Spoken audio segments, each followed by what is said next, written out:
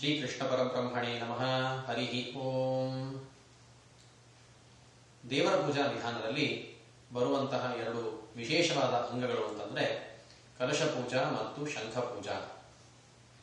ದೇವರ ಅಭಿಷೇಕ, ನೈವೇದ್ಯ ಮುಂತಾದವುಗಳಿಗೆ ಬಳಸೋದಕ್ಕೆ ಅನುಕೂಲವಾಗಲಿ ಅನ್ನೋದಕ್ಕೋಸ್ಕರ ನಾವು ಸಂಗ್ರಹಿಸಿಟ್ಟುಕೊಂಡ ನೀರನ್ನ ಕಲಶದಲ್ಲಿ ಅಥವಾ ಶಂಖದಲ್ಲಿ ತುಂಬಿ ಭಗವಂತನ ಆವಾಹನವನ್ನು ಮಾಡಿ ಆ ನಂತರ ಎಲ್ಲ ದೇವರ ಪೂಜಾ ಕ್ರಿಯಾಗಳಿಗೆ ಅವುಗಳನ್ನು ಬಳಕೆ ಮಾಡ್ತೀವಿ.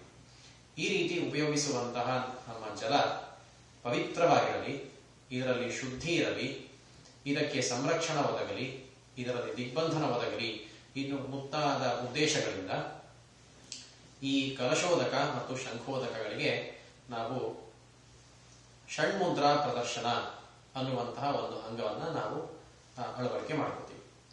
ಷಣ್ಮುದ್ರಾ ಅಂತಂದ್ರೆ ಸಂಸ್ಕೃತದಲ್ಲಿ ಬಿಡಿಸಿ ಹೇಳುವಾಗ ಷಟ್ ಮುದ್ರಾ ಅಂದ್ರೆ 6 ಮುದ್ರೆಗಳ ಪ್ರದರ್ಶನ. ಈ 6 ಮುದ್ರೆಗಳ ಮೂಲಕ ನಾವು ಯಾವ ಸಂರಕ್ಷಣಾ ಶುದ್ಧಿಯನ್ನ ಸಾಧಿಸ್ತೀವಿ, ಆ ಮುದ್ರೆಗಳ ವೈಶಿಷ್ಟ್ಯ ಏನು, ಈ ಮುದ್ರೆಗಳ ಇವನ್ನ ಪ್ರದರ್ಶನ ಮಾಡುವಂತಹ ವಿಧಾನ ಏನು ಅನ್ನುವಂಥದ್ದನ್ನ ಇವತ್ತು ತಿಳ್ಕೊಳ್ಳೋಣ. ಮೊದಲನೆಯದಾಗಿ ನಿರ್ವಿಷೀಕರಣಾರ್ಥಂ ತಾರ್ಕ್ಷ್ಯ ಮುದ್ರಾಂ ಪ್ರದರ್ಶಯಾಮಿ ಅನ್ನುವ ವಾಕ್ಯದಿಂದ ನಾವು ತಾರ್ಕ್ಷ್ಯ ಮುದ್ರಾ ಪ್ರದರ್ಶನ ಮಾಡ್ತೀವಿ. ತಾರ್ಕ್ಷ್ಯ ಮುದ್ರಾ ಅಂತಂದ್ರೆ ಗರುಡನ ಸಂಕೇತವಿರುವಂತಹ ಮುದ್ರಾ.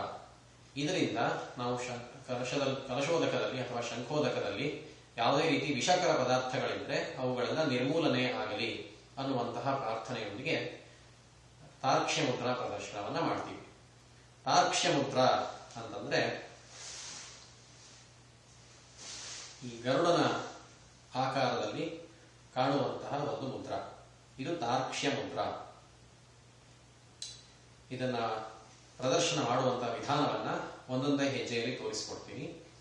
ಇದಕ್ಕೆ ಹಸ್ತಗಳನ್ನ ಈ ರೀತಿ ಮುಂದಿಟ್ಟುಕೊಂಡು, ಇದು ತಾರ್ಕ್ಷ್ಯ ಮುದ್ರಾ ಪ್ರದರ್ಶನಕ್ಕೆ ಮೊದಲು ಕಿರುಬೆರಳುಗಳನ್ನ ಈ ರೀತಿ ಕೊಂಡಿ ಹಾಕಿಕೊಂಡು, ಆ ನಂತರ ಎರಡು ಹಸ್ತಗಳನ್ನ ಒಳಮುಖವಾಗಿ ತಿರುವಿ ಹಾಕಿಕೊಂಡು, ಆ ನಂತರ ಈ ತೋರು ಬೆರಳುಗಳನ್ನ ತಿರುಗ ಕೊಂಡಿ ಹಾಕಿಕೊಂಡು, ಮುಂದೆ ಹೆಬ್ಬೆರಳುಗಳನ್ನ ಈ ರೀತಿ ಜೋಡಿಸಿಕೊಂಡು, ಕೊನೆಗೆ ಈ 2 ಬೆರಳುಗಳನ್ನ ಈ ರೀತಿ ಎರಡೂ ಬದಿಗಳಿಗೆ ಗರುಡನ ರೆಕ್ಕೆಗಳಂತೆ ಚಾಚಿ ಪ್ರದರ್ಶನ ಮಾಡಿದಾಗ ಇದು ತಾರ್ಕ್ಷ್ಯ ಮುದ್ರಾ ಅಂತ ಕರೆಸಿಕೊಳ್ಳುತ್ತೆ. ಇನ್ನೊಮ್ಮೆ ತೋರಿಸ್ಕೊಡ್ತೀನಿ. ಹಸ್ತದ 2 ಚಾಚಿರುವ ಹಸ್ತಗಳಲ್ಲಿ ಕಿರುಬೆರಳುಗಳನ್ನ ಮೊದಲು ಕೊಂಡಿ ಹಾಕಿಕೊಂಡು ಈ ರೀತಿ, ಆ ನಂತರ 2 ಹಸ್ತಗಳನ್ನ ಒಳಮುಖವಾಗಿ ತಿರುವಿ ಹಾಕಿ, ಆ ನಂತರ ತೋರು ಬೆರಳುಗಳನ್ನ ಈ ರೀತಿ ಕೊಂಡಿ ಹಾಕಿಕೊಂಡು, ಹಸ್ತದ ಹೆಬ್ಬೆರಳುಗಳನ್ನ ಈ ರೀತಿ ಜೋಡಿಸಿ ಅಧೋಮುಖವಾಗಿ ಜೋಡಿಸಿ, ಆ ನಂತರ ಉಳಿದಿರುವ 2 ಬೆರಳುಗಳನ್ನ 2 ಬದಿಗಳಿಗೆ ಚಾಚಿದಾಗ ಇದು ಗರುಡನ ಸಂಕೇತದ ಆಕಾರದಲ್ಲಿ ಬರುವಂತಹ ತಾರ್ಕ್ಷ್ಯ ಮುದ್ರಾ. ನಿರ್ವಿಷೀಕರಣಾರ್ಥಂ ತಾರ್ಕ್ಷ್ಯ ಮುದ್ರಾಂ ಪ್ರದರ್ಶಯಾಮಿ. ಇದಾದ ನಂತರ ಎರಡನೆಯದ್ದು ಧೇನು ಮುದ್ರಾ. ಅಮೃತೀಕರಣಾರ್ಥಂ ಧೇನು ಮುದ್ರಾಂ ಪ್ರದರ್ಶಯಾಮಿ ಅಂತಂದ್ರೆ ಈ ಜಲದಲ್ಲಿ ಅಮೃತತ್ವ ಬರಲಿ, ಇದು ಪವಿತ್ರವಾದ ಶುದ್ಧವಾದ ಜಲದಲ್ಲಿ ಕ್ಷೀರದಷ್ಟು ಪವಿತ್ರತೆ ಅಥವಾ ಪಾವಿತ್ರ್ಯ ಹಾಗೂ ಅಮೃತತ್ವ ಬರಲಿ ಅನ್ನುವ ಕಾರಣಕ್ಕಾಗಿ ಧೇನು ಮುದ್ರಾ. ಧೇನು ಅಂತಂದ್ರೆ ಹಸು, ಹಸುವಿನ ಕೆಚ್ಚಲಿನ ಆಕಾರದಲ್ಲಿರುವಂತಹ ಧೇನು ಮುದ್ರಾ ಪ್ರದರ್ಶನದಿಂದ ಈ ಜಲದಲ್ಲಿ ಅಮೃತತ್ವ ಬರಲಿ, ಅಮೃತೀಕರಣವಾಗಲಿ ಅನ್ನುವಂತಹ ಪ್ರಾರ್ಥನೆ. ಧೇನು ಮುದ್ರಾ ಅಂತಂದ್ರೆ ಹೀಗೆ ಹಸುವಿನ ಕೆಚ್ಚಲಿನಂತೆ ಕಾಣುವಂತಹ ಒಂದು ಮುದ್ರೆ. ಮೇಲಿನಿಂದ ನೋಡಿದ್ರೆ ಈ ರೀತಿ ಕಾಣುವಂತಹ ಧೇನು ಮುದ್ರಾ. ಧೇನು ಮುದ್ರಾ ಪ್ರದರ್ಶನ ಮಾಡುವಂತಹ ವಿಧಾನ ಏನಪ್ಪ ಅಂತ ತಿಳ್ಕೊಳ್ಳೋಣ. ಈ ಧೇನು ಮುದ್ರಾ ಪ್ರದರ್ಶನಕ್ಕೆ ನಾವು ಈ ಎರಡು ಸೆಟ್ ಬೆರಳುಗಳನ್ನ ಈ ರೀತಿ ಜೋಡಿಸಿಕೊಳ್ತೀವಿ. ಮೊದಲ 2 ಬೆರಳುಗಳನ್ನ ಒಂದು ಭಾಗದಲ್ಲಿ, ಇನ್ನ 2 ಬೆರಳುಗಳನ್ನ ಇನ್ನೊಂದು ಭಾಗದಲ್ಲಿ ಜೋಡಿಸಿಕೊಂಡು, ಆ ನಂತರ 2 ಬೆರಳುಗಳನ್ನ ಈ ರೀತಿ ಕ್ರಾಸ್ ಓವರ್ ಮಾಡಿ ಜೋಡಿಸಿಕೊಳ್ಳುವಂಥದ್ದು. ತೋರು ಬೆರಳುಗಳನ್ನ ಮಧ್ಯದ ಬೆರಳಿಗೆ ಈ ರೀತಿ, ಮಧ್ಯದ ಬೆರಳುಗಳನ್ನ ತೋರು ಬೆರಳಿಗೆ ಜೋಡಿಸಿಕೊಳ್ಳುವಂಥದ್ದು. ಅದೇ ರೀತಿ ಕೊನೆಯ 2 ಬೆರಳುಗಳನ್ನು ಕೂಡ ಉಂಗುರದ ಬೆರಳನ್ನ ಕಿರು ಬೆರಳಿಗೆ ಜೋಡಿಸಿ ಇನ್ನೊಂದು ಉಂಗುರದ ಬೆರಳನ್ನ ಇನ್ನೊಂದು ಕಿರು ಬೆರಳಿಗೆ ಜೋಡಿಸಿ ಈ ರೀತಿ ಮಾಡಿದಾಗ ಮತ್ತು ಹೆಬ್ಬೆರಳುಗಳನ್ನು ಜೋಡಿಸಿದಾಗ ಇದು ಧೇನು ಮುದ್ರ. ಇನ್ನೊಮ್ಮೆ ನೋಡೋಣ. ಈ 2 ಬೆರಳುಗಳನ್ನು ಈ ರೀತಿ ಮೊದಲು ಬೇರ್ಪಡಿಸಿ ಆನಂತರ ತೋರು ಬೆರಳನ್ನ ಮಧ್ಯದ ಬೆರಳುಗಳಿಗೆ ಜೋಡಿಸಿ ಈ ರೀತಿ ಕ್ರಾಸ್ ಓವರ್ ಮಾಡಿ ಆನಂತರ ಕಿರುಬೆರಳು ಮತ್ತು ಉಂಗುರದ ಬೆರಳುಗಳನ್ನ ಕ್ರಾಸ್ ಓವರ್ ಮಾಡಿ ಹಸ್ತದ ಹೆಬ್ಬೆರಳುಗಳನ್ನ ಈ ರೀತಿ ಜೋಡಿಸಿದಾಗ ಧೇನು ಮುದ್ರ ಪ್ರದರ್ಶನ. ಅಮೃತೀಕರಣಾರ್ಥಂ ಧೇನು ಮುದ್ರಾಂ ಪ್ರದರ್ಶಯಾಮಿ. ಇದಾದ ನಂತರ ಮೂರನೆಯದಾಗಿ ಪವಿತ್ರೀಕರಣಾರ್ಥಂ ಶಂಖ ಮುದ್ರಾಂ ಪ್ರದರ್ಶಯಾಮಿ. ಈ ಶಂಖೋದಕ ಅಥವಾ ಕಲಶೋದಕದಲ್ಲಿ ಸಾಕ್ಷಾತ್ ಶಂಖದ ಒಂದು ಪಾವಿತ್ರ್ಯ ಒದಗಲಿ ಅನ್ನುವ ಕಾರಣಕ್ಕಾಗಿ ಶಂಖದ ಮುದ್ರೆಯಿಂದಲೇ ನಾವು ಪವಿತ್ರೀಕರಣವನ್ನ ಪ್ರಾರ್ಥನೆ ಮಾಡ್ಕೋತೀವಿ. ಶಂಖ ಮುದ್ರಾ ಅಂತಂದ್ರೆ ಇದು ಶಂಖದ ಆಕಾರದಲ್ಲಿರುತ್ತೆ. ಈ ರೀತಿ ಇದು ಶಂಖದ ಆಕಾರವನ್ನು ಪ್ರದರ್ಶನ ಮಾಡೋದಕ್ಕೆ ವಿಧಾನ ಅಂತಂದ್ರೆ ಇದು ಸಾಕಷ್ಟು ಸುಲಭವಾಗಿರುವಂತಹ ವಿಧಾನ. 2 ಹಸ್ತಗಳನ್ನು ಈ ರೀತಿ ಚಾಚಿಟ್ಟುಕೊಂಡು ಆನಂತರ ಬಲ ಹಸ್ತದ ಹೆಬ್ಬೆರಳನ್ನ ಎಡ ಹಸ್ತದ ಒಳಗಡೆ ಇರಿಸಿ ಆನಂತರ ಮಿಕ್ಕ ಬೆರಳುಗಳಿಂದ ಇದನ್ನ ಆವರಿಸಿಕೊಂಡು ಆನಂತರ ಬಲದ ಹಸ್ತದ ಮಿಕ್ಕದ ಬೆರಳುಗಳನ್ನ ಎಡ ಹಸ್ತದ ಹೆಬ್ಬೆರಳುಗಳಿಗೆ ಜೋಡಿಸಿದರೆ ಇದು ಶಂಖದ ಆಕಾರವನ್ನ ಕಾಣುತ್ತೆ. ಇದು ಶಂಖ ಮುದ್ರ, ಪವಿತ್ರೀಕರಣಕ್ಕಾಗಿ ಬಳಸುವಂತಹ ಶಂಖ ಮುದ್ರ. ಇನ್ನೊಮ್ಮೆ ನೋಡಿಕೊಳ್ಳೋಣ. ಬಲದ ಹೆಬ್ಬೆರಳನ್ನ ಎಡಭಾಗದ ಹಸ್ತದಲ್ಲಿ ಇರಿಸಿ ಮಧ್ಯದಲ್ಲಿ ಇರಿಸಿ ಆನಂತರ ಮಿಕ್ಕ ಬೆರಳುಗಳಿಂದ ಅದನ್ನು ಆವರಿಸಿಕೊಂಡು ಆನಂತರ ಬಲಹಸ್ತದ ಮಿಕ್ಕ ಬೆರಳುಗಳನ್ನ ಎಡಹಸ್ತದ ಹೆಬ್ಬೆರಳಿಗೆ ಜೋಡಿಸಿ ಈ ರೀತಿ ಪ್ರದರ್ಶನ ಮಾಡಿದಾಗ ಒಂದು ಶಂಖದ ಆಕಾರದಲ್ಲಿ ಕಾಣುವಂತಹದ್ದು ಇದು ಶಂಖ ಮುದ್ರ. ಪವಿತ್ರೀಕರಣಾರ್ಥಂ ಶಂಖ ಮುದ್ರಾಂ ಪ್ರದರ್ಶಯಾಮಿ. ಇದಾದ ನಂತರ 4ನೆಯ ಮುದ್ರೆ ಚಕ್ರಮುದ್ರ.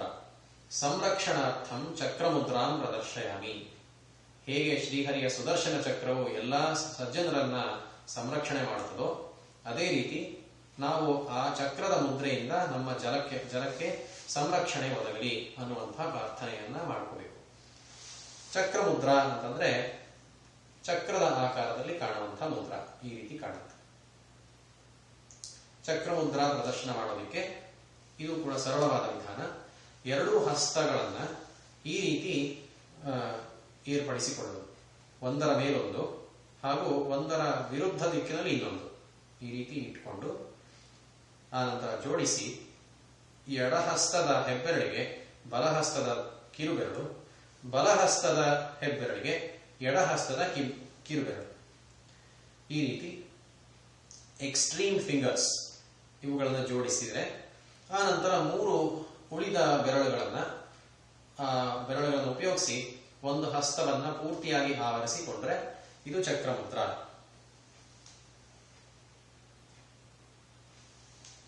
ಎರಡು ಹಸ್ತಗಳನ್ನ ವಿರುದ್ಧ ದಿಕ್ಕಿನಲ್ಲಿ ಚಾಚಿ ಜೋಡಿಸಿ ಆನಂತರ ಎಕ್ಸ್ಟ್ರೀಮ್ ಫಿಂಗರ್ಸ್, ಒಂದು ಹೆಬ್ಬೆರಳಿಂದ ಇನ್ನೊಂದು ಕಿರುಬೆರಳು, ಇನ್ನೊಂದು ಹೆಬ್ಬೆರಳಿಂದ ಮತ್ತೊಂದು ಕಿರುಬೆರಳನ್ನ ಜೋಡಿಸಿ ಆನಂತರ ಉಳಿದಿರುವ ಬೆರಳುಗಳನ್ನ ಪೂರ್ತಿಯಾಗಿ ಹಸ್ತವನ್ನ ಆವರಿಸಿಕೊಂಡಾಗ ಚಕ್ರಮುದ್ರ. ಸಂರಕ್ಷಣಾರ್ಥಂ ಚಕ್ರಮುದ್ರಾಂ ಪ್ರದರ್ಶಯಾಮಿ. ಇದಾದ ನಂತರ 5ನೆಯದಾಗಿ ದಿಗ್ಬಂಧನಕ್ಕಾಗೋಸ್ಕರ ಉಪಯೋಗಿಸುವಂತಹ ಗದಾಮುದ್ರ. ಈ ನಮ್ಮ ಕಲಶೋದಕ ಅಥವಾ ಶಂಖೋದಕಗಳಿಗೆ ದಿಗ್ಬಂಧನ ಒದಗಲಿ ಅನ್ನುವ ಒಂದು ಪ್ರಾರ್ಥನೆಯೊಂದಿಗೆ ಗದಾಮುದ್ರಾಂ ಪ್ರದರ್ಶಯಾಮಃ. ಗದಾಮುದ್ರ ಅಂತಂದ್ರೆ ಗದೆಯ ಆಕಾರದಲ್ಲಿ ಇರುತ್ತೆ. ಈ ರೀತಿ ಗದಾಮುದ್ರಾ ಪ್ರದರ್ಶನ ಮಾಡೋದಕ್ಕೆ 2 ಹಸ್ತಗಳನ್ನ ಜೋಡಿಸಿ ಮಿಕ್ಕೆಲ್ಲ ಬೆರಳುಗಳನ್ನ ಮಡಚಿ ಕೇವಲ ಮಧ್ಯದ ಬೆರಳುಗಳನ್ನು ಮಾತ್ರ ಜೋಡಿಸಿಕೊಂಡು ಉದ್ದಕ್ಕೆ ನಿಲ್ಲಿಸಿಕೊಂಡ್ರೆ ಈ ರೀತಿ ಪ್ರದರ್ಶನ ಮಾಡೋದ್ರಿಂದ ಗದಾಮುದ್ರ. ಬಹಳ ಸರಳವಾದ ಮುದ್ರ. 2 ಹಸ್ತಗಳನ್ನು ಜೋಡಿಸಿ ಮಧ್ಯದ ಬೆರಳುಗಳನ್ನು ಬಿಟ್ಟು ಎಲ್ಲಾ ಬೆರಳುಗಳನ್ನ ಮುಚ್ಚಿದಾಗ ಈ ರೀತಿ ಮಾಡುವಂಥದ್ದು ಗದಾಮುದ್ರ. ಇದರಿಂದ ದಿಗ್ಬಂಧನ ಒದಗಲಿ, ಪ್ರಾಪ್ತವಾಗಲಿ ಅನ್ನುವಂತಹ ಪ್ರಾರ್ಥನೆಯೊಂದಿಗೆ ದಿಗ್ಬಂಧನಾರ್ಥಂ ಗದಾಮುದ್ರಾಂ ಪ್ರದರ್ಶಯಾಮಃ.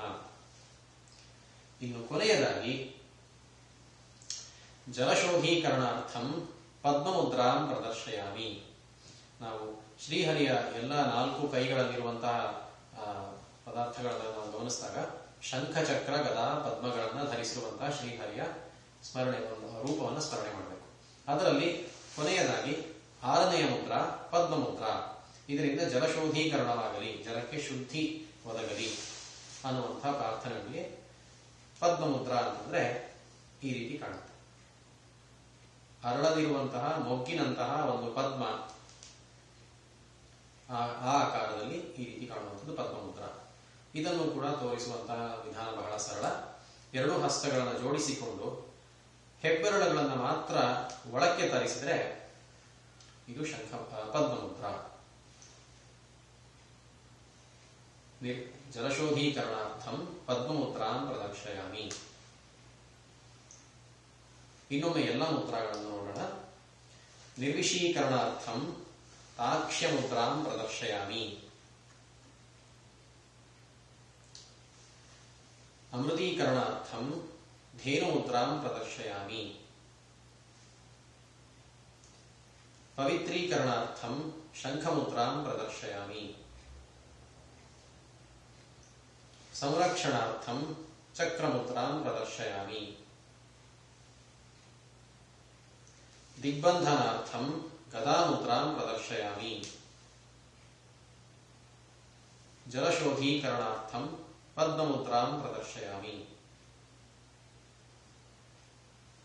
ಈ ರೀತಿ ಪ್ರಾರ್ಥನೆಯನ್ನ ಮಾಡುವುದರ ಮೂಲಕ ಷಣ್ಮುದ್ರಾ ಪ್ರದರ್ಶನದಿಂದ ನಮ್ಮ ಕಲಶೋದಕ ಅಥವಾ ಶಂಖೋದಕಗಳನ್ನ ಪವಿತ್ರೀಕರಣವನ್ನು ಮಾಡಿಕೊಂಡು ಆ ನಂತರ ಮಿಕ್ಕ ದೇವಪೂಜಾ ವಿಧಾನಗಳಿಗೆ ಬಳಸುವಂಥದ್ದು ಕ್ರಮ. ಶ್ರೀಕೃಷ್ಣಾರ್ಪಣಮಸ್ತು.